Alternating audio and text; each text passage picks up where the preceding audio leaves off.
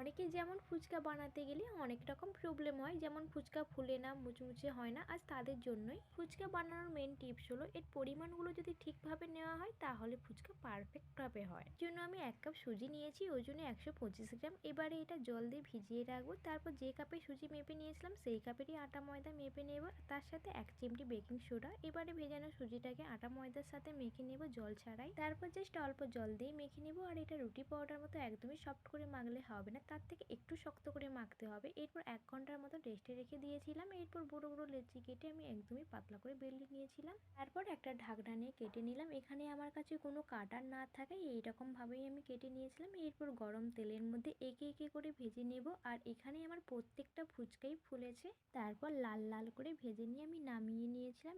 আর সবগুলো ফুচকা ভাজার পরে যদি পারেন তাহলে অবশ্যই রোদে দিতে পারেন, তাহলে একদমই দোকানের মতো মুচমুচে হবে। এইদিকে টক জল আর আলু মাখাটা রেডি করে নিয়েছিলাম। তো গাইস, ভিডিওটি কেমন হয়েছে অবশ্যই কমেন্টে জানাবেন। আজ এই পর্যন্তই।